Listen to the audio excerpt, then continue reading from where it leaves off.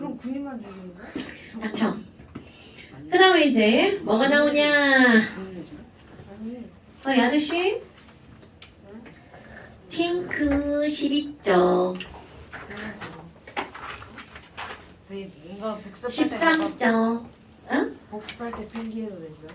네, 자 13점 거기 보면 기체를 했잖아요. 네. 그 다음에 액체, 고체 이렇게 나오거든요.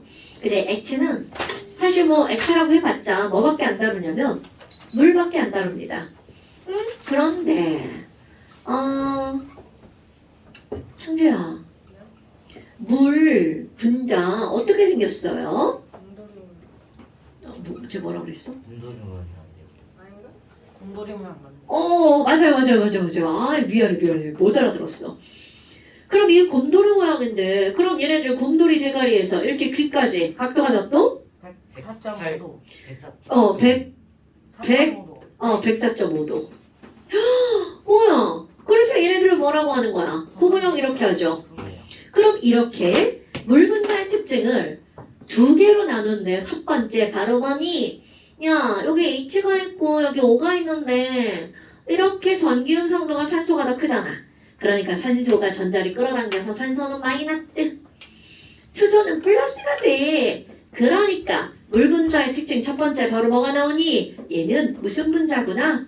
극성 분자구나. 오케이? 그런데 물 분자의 극성은 좀 세. 물 분자의 극성은 좀 세. 그러다 보니까 물 분자에 있는 H와 이웃하는 물 분자의 O 사이에는 비교적 강한 정전기적 인력이 작용할걸? 정우야, 자, 이런 인력을 우리는 뭐라고 하죠? 네? 방금 네. 물 분자의 수소와 이웃하는 분자의 O 사이에 작용하는 비교적 강한 정전기적 인력을 뭐라고 하죠? 삼국자. 지랄하네. 죽는다. 물 하면 뭐가 생각나야 돼? 수소결합. 이것들이.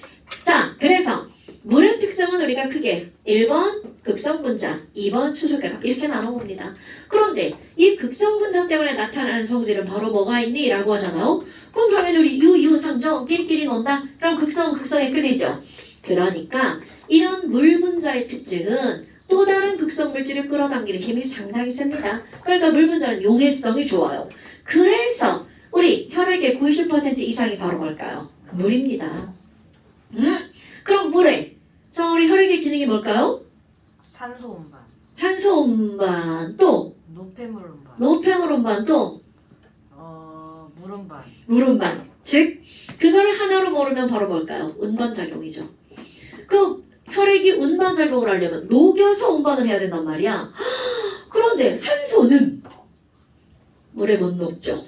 그러니까 산소만 따로 이동시킬 수 있는 헤모글로빈이 필요한 거고요. 하지만 여하튼 우리 혈액은 운반 작용이 가장 기본적인 특징인데요. 그것이 가능한 이유는 물이 무슨 분자이기 때문이다? 극성 분자이기 때문이다. 그럼 우리는 이제 주로 뭐에 대해서 다룰 거니? 수소결합으로 다룰 겁니다. 근데 이런 수소결합에서 제일 중요한 건 뭐냐면 이 결합이 강하다야. 그래서 수소결합에 의한 특징을 5가지로 설명할 건데요. 앞자만 따잖아. 비, 밀, 표, 기, 끓 이렇게 들어갑니다. 비밀표기 알죠? 비밀표기. 그럼 이건 바로 뭐냐면 물은 비열이 큽니다. 우리가 알고 있는 물질 중에 비열이 가장 큰 물질이 물입니다. 두 번째, 밀도에 대해서 다룰 건데요. 중학교 1학년 과정. 여러분, 어떤 액체에 어떤 고체가 있어. 그러면 고액기로 갈수록 밀도가 점점 어떻게 돼? 작아져.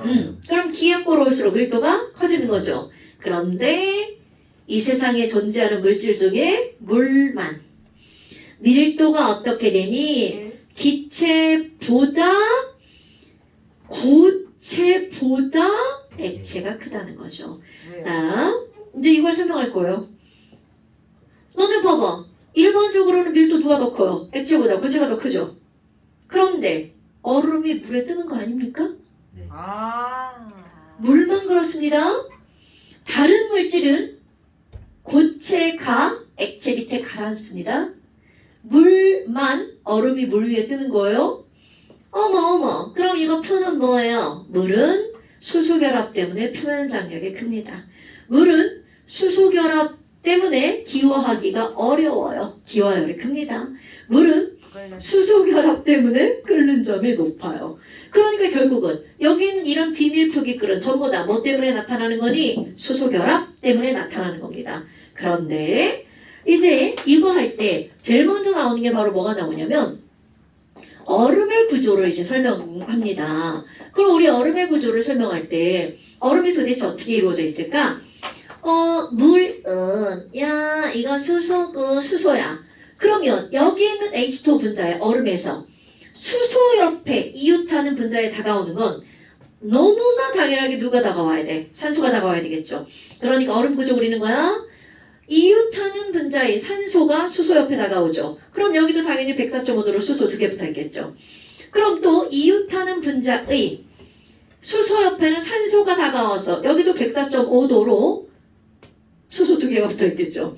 그럼 여기도 마찬가지로 수소니까 이웃하는 분자의 산소가 그럼 여기도 104.5도로 수소 2개 붙어 있을 거고요. 그럼 여기도 마찬가지로 이웃하는 분자의 산소가 그리고 수소 2개 붙어 있죠. 이웃하는 분자의 산소가 그리고 여기 이렇게 수소가 2개가 붙어 있을 거야. 그럼 내가 의도적으로 지금 몇 각형을 그린 거야? 육각형을 그린 겁니다. 그러면 너네들이 눈여겨봐야 될 공간이 바로 여기랍니다. 지금 이건 얼음이죠. 그럼 물이 얼음으로 변하면서 이런 어떤 공간이 생기는 거야? 육각형의 빈 공간이 생기는 겁니다. 엄청 중요한 거야. 물이 얼음으로 변하면서 이 육각형의 빈 공간이 생기는 겁니다. 그러면 결국은 얼면서 부피가 어떻게 된다는 거야? 증가한다는 거죠. 그럼 부피가 증가하는 거니까 밀도는 어떻게 할 수밖에 없다고요? 감소할 수밖에 없죠. 그러니까 물이 얼어서 얼음이 되면 밀도가 감소하는 이유 바로 이런 빈 공간을 만들기 때문이에요. 근데 저런 빈 공간을 만드는 건 아니 그러면 수소 결합하는 물질은 다 그런가요? 노노노. 수소 결합을 하는 물질 엄청나게 많습니다. 그리고 이렇게 구부러져 있는 애들도 엄청 많아요. 그런데 구분형 중에서 수소 결합을 하는 물질은 오로지 물밖에 없습니다. 그러니까 이런 빈 공간을 만들기 위해서는 구분형이면서 수소 결합을 해야 된다는 거죠. 오케이? 그런데 구분형인 것도 많고 수소 결합하는 것도 많지만 구분형이면서 수소 결합을 하는 건 물 분자밖에 없다고요. 그래서 물만 얼면서 부피가 늘어난다는 거죠. 그렇다면 이거를 가지고 이제 뭐를 할 거니? 바로 요거를 먼저 볼 겁니다. 어머. 그러면 우리 온도 변화에 따라서 얘네 밀도 변화는 어떻게 되지? 라고 하는 걸 그래프로 그려보잖아요.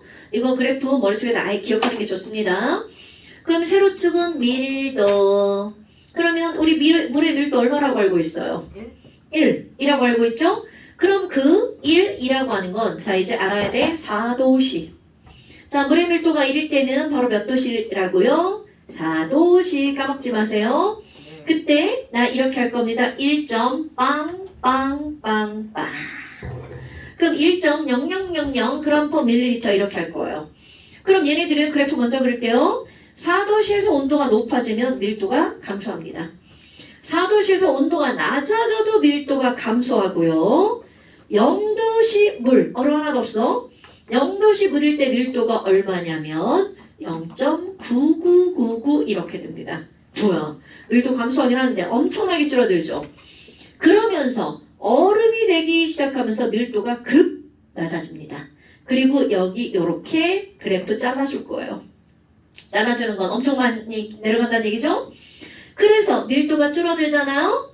완벽하게 이제 0도씨 다 얼음이야. 그럼 0도씨 얼음일 때 얘네 밀도가 얼마가 되냐면 0.9170 정도가 됩니다. 그리고 얼마나 잘랐는지 좀 감이 오나요? 여러분, 너네 봐라. 이거 만약에 요만큼을 1cm로 그림을 그린다 생각해봐. 그럼 이만큼 몇 cm야? 800cm. 800cm. 그러니까 야씨 이거 그렸잖아. 800cm면 저기 어디까지 내려가야 돼? 지하까지 내려가야 됩니다. 그러니까 엄청나게 부피가 밀도가 많이 줄어들었다는 얘기죠. 어머나 어머나. 그러면 어른일 때는 어떻게 되나요? 그럼 어른일 때는 아주 조금씩 늘어납니다. 그래서 최대 늘어나 봤자 0.9180 정도까지밖에 안 늘어납니다. 그럼 이제 여기를 구간별로 나눠가지고 설명을 할 거예요. 구간을 여기를 A, B, C, D, E 이렇게 한번 생각해 봅시다. 그러면 야 뭐야 온도가 높아지네? 그럼 이거를 B에서 A 구간으로 갈 때 왜 이거 밀도가 작아져? 라고 하잖아. 이건 너무나 당연합니다. 여러분 4도시는요 물 구분형 손톱 2개 수소 중앙은 산소 이렇게 돼 있는 거야. 104.5도. 그럼 이웃하는 물보다 또 있죠. 4도시는요 요런 상태로 이렇게 움직이고 있는 거야. 그런데 온도가 높아지면 5도가 됐어. 분자운동 활발해지죠. 그러니까 얘네들 거리가 멀어지겠죠. 어머. 그렇다면 B에서 A로 가면 B는 몇 도시라고요? 4도시. 온도가 올라가면서 분자 운동도 어떻게 된다고요? 활발해지겠죠. 그럼 분자 운동이 활발해지니까 거리가 멀어지면서 부피가 늘어나죠? 그럼 부피가 늘어나면 밀도가 어떻게 돼? 감소하죠. 이런 것들을 우리는 뭐라고 하는 거니? 온도가 높아지면서 부피가 늘어나는 걸 열팽창이라고 합니다. 이거는 모든 자연현상에 아주 당연하게 적용되는 거야. 창재야, 온도가 높아지면 부피가 어떻게 된다고요? 뭐라 그랬어요? 뭐라고?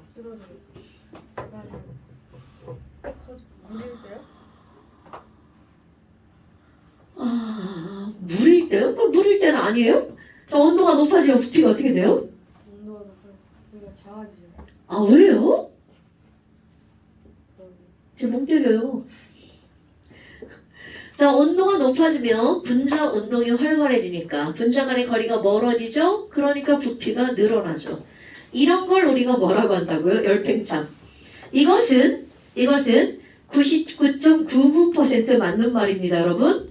그러니까 너네 뜨거운 데에다 놓으면 쇠도 어떻게 된다 그래? 부피가 늘어난다라고 하죠. 그래서 기찻길, 철길이죠? 한 줄로 되어 있는 게 아니죠.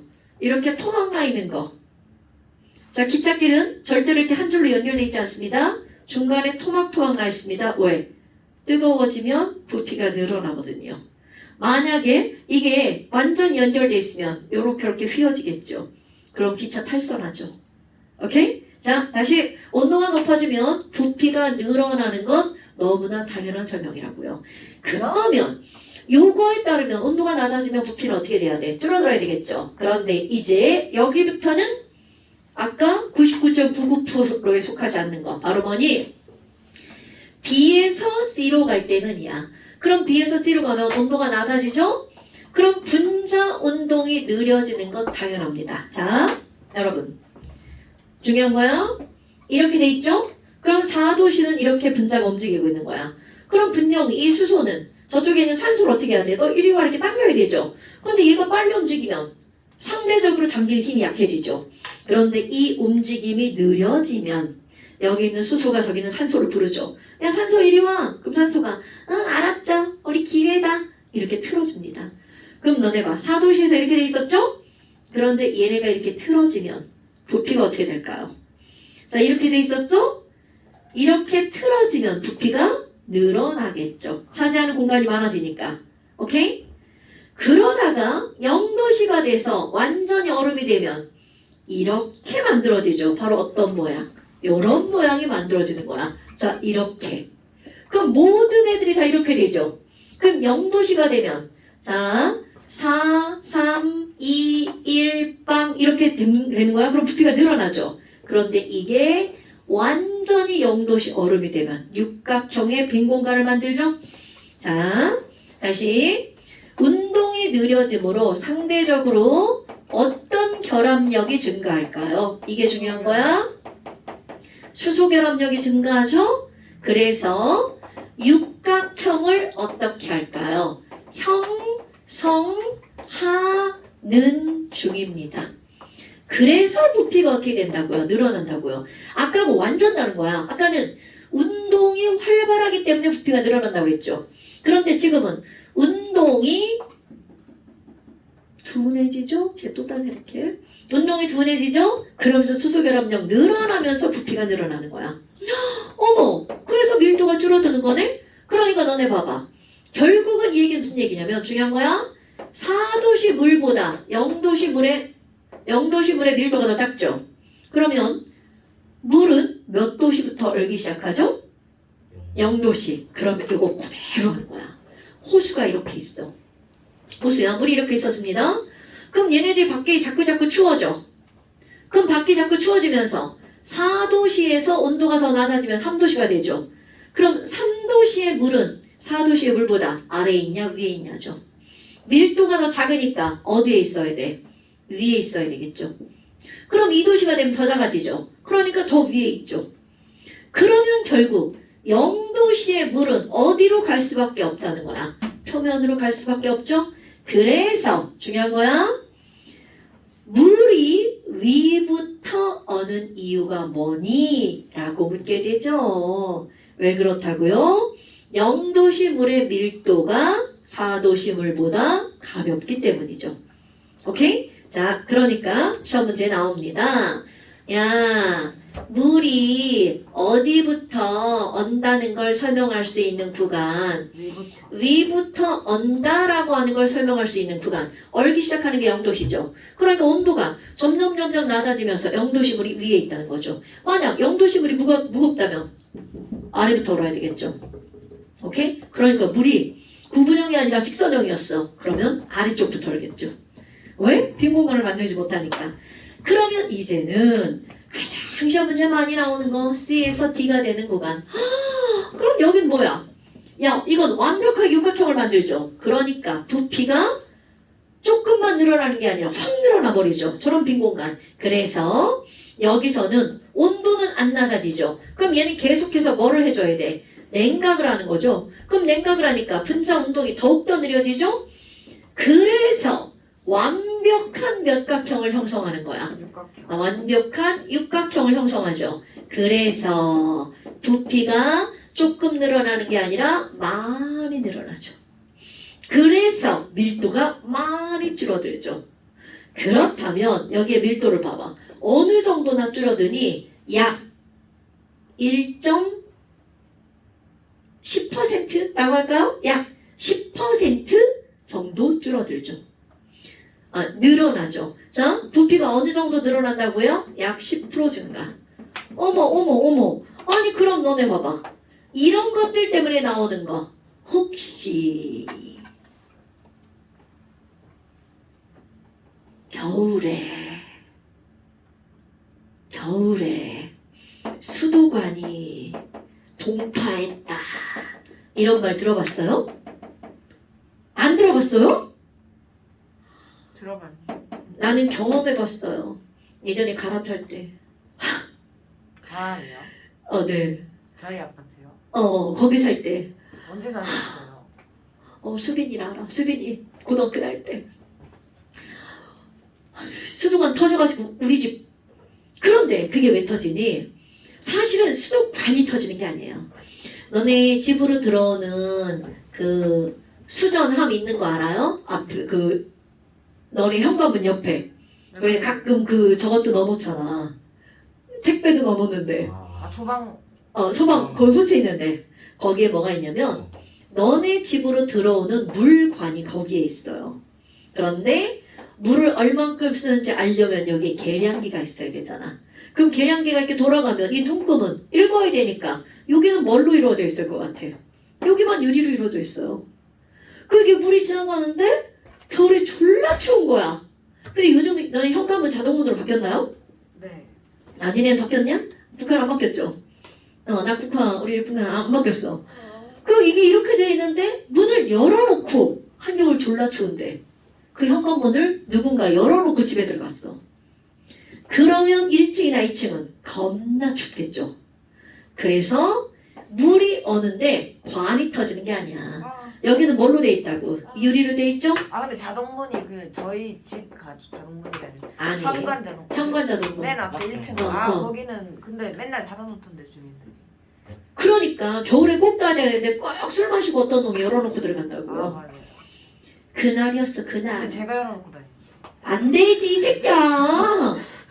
겨울에 진짜 그러면 안 돼. 왜냐면 1층이나 2층은 겁나 춥거든요. 그러면 안 돼. 그러면 여하튼 이렇게 했어. 그럼 이 유리가 깨지면 금이 가죠. 얼음이 얼었을 때 상관없어. 낮에 얼음이 녹으면 어떻게 되겠어? 물이 죄다 새 나오죠. 이게 수도관 동파라고 하는 거야. 그럼 이제 여기 물 잠그고 이거 교체해야 되죠. 거기에 그 솜 끼워넣지 않아요. 그러니까 겨울 되면 여기다 사람들 다 뭐 채워놔. 얼지 말라고 솜 채워놓죠. 그래서 이게 수도관 동파인 거야. 그러니까 수도관이 동파되는 이유는 바로 어디 때문이라고요? 여기 때문이라고요. 요 정도 부피 늘어나가지고는 안 터져요. 그러면 D에서 2로 갈 때는요. 왜 밀도가 증가하니? 자 여러분 요거 D에서 2로 갈 때는 온도가 낮아지니까 운동이 더욱더 느려지겠죠. 그 운동이 늘어지면 너무나 당연하게 수소 결합력이 어떻게 될 수밖에 없어요. 증가할 수밖에 없죠. 자, 그럼 이제 중요한 일이 벌어집니다. 더 이상 육각형은 다 만들었으니까 육각형 자체에 변화가 있는 건 아니야. 그런데 여기부터 여기까지의 길이를 수소 결합 길이라고 한답니다. 그런데 인력이 더 강해지면 공유결합은 절대로 안 변합니다, 여러분. 바로 여기가 더 줄어드는 거야. 그러다 보니까 수소결합 길이가 줄어드니까 뭐야 얘랑 더 가까워지죠.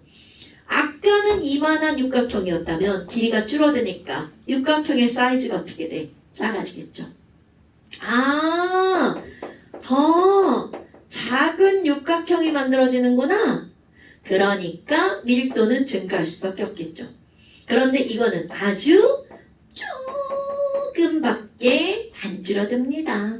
그래서 얘네들은 이게 계속 올라가는 게 아니고요. 어느 정도 올라가면 더 이상 변하지 않는 이런 그래프가 나옵니다. 그럼 결국은 너네들이 지금 여기서 중요한 거 바로 요 두 구간.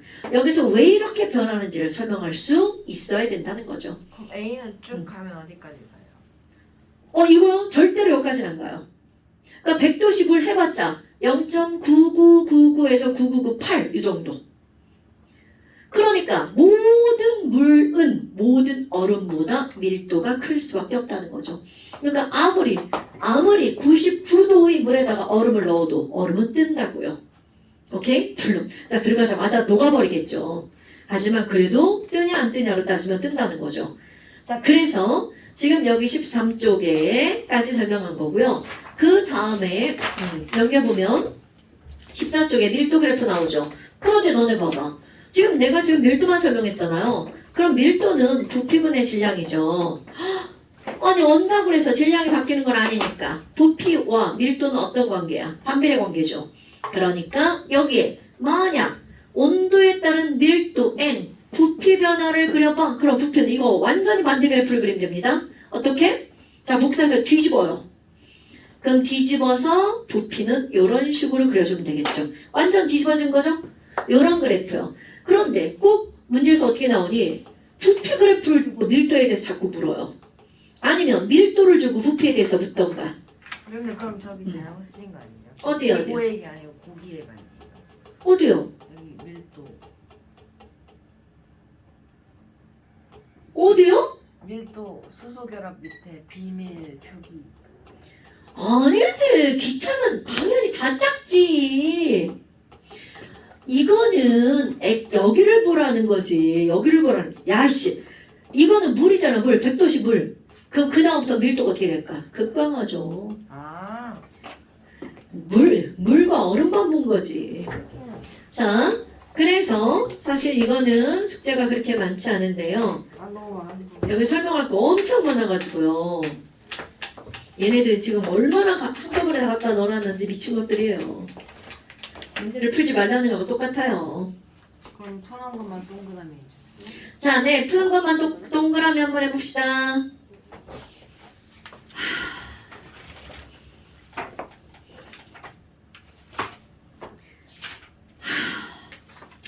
아니에요. 오늘은 앞에만 해봅시다. 오늘은 앞에만 합시다. 근데 영상 꼭 봐야 돼. 네. 아까 했던 거. 아. 기체 파트요. 네, 고생하셨습니다. 오늘은 여기까지. 쉬는 시간에 생각해 놓은 게 있는데 지금 그걸 까먹었어요. 지나가는. 고생하셨습니다.